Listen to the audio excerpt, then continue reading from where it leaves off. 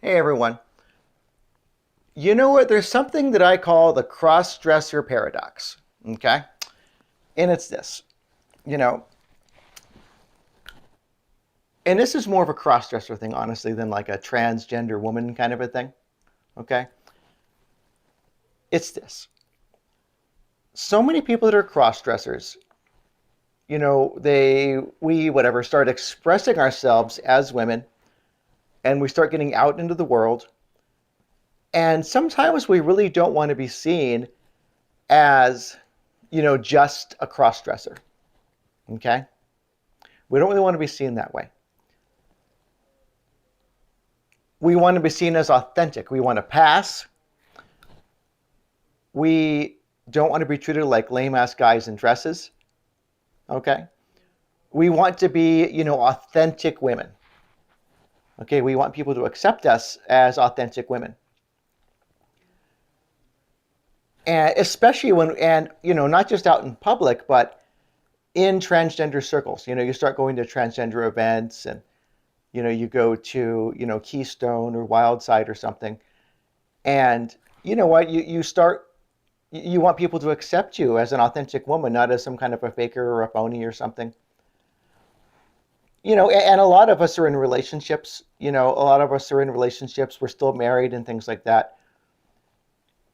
But this is kind of where the paradox comes in. We want people to accept us and see us as authentic women, but we also want them to accept us as real men. That, for those of us that we live our life part-time, I guess you can say, as women. Okay, maybe we have a bi-gender thing going on. Some would describe it as gender fluid. I don't really think that's the right label for it. But, we kind of have this dual personality thing going on. And in our male skin, you know what? We want people to see us still as men. Okay, not as we're not real men, not as sissies, none of that stuff. And you could be standing there literally wearing a pair of panties underneath your male clothes. And maybe nobody knows it, obviously. Or maybe they do. Who knows? But you know what? Even in that moment, if someone was to suggest that you're not a real man, I think a lot of us would be offended by that.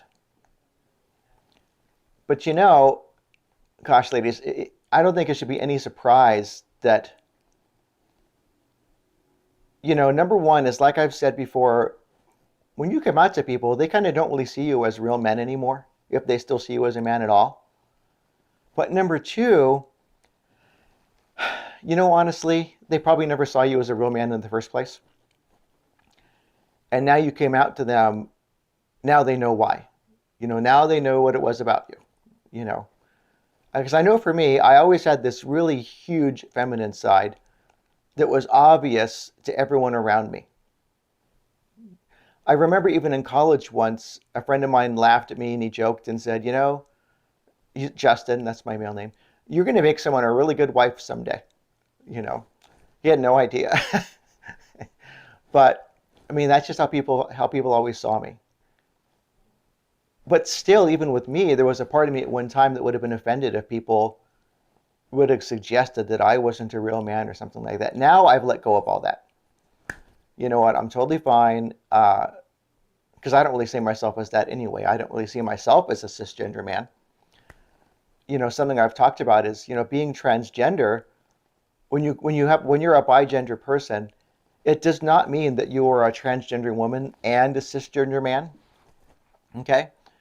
It means that you're a bigender person. Okay? And that you're not a cisgender man.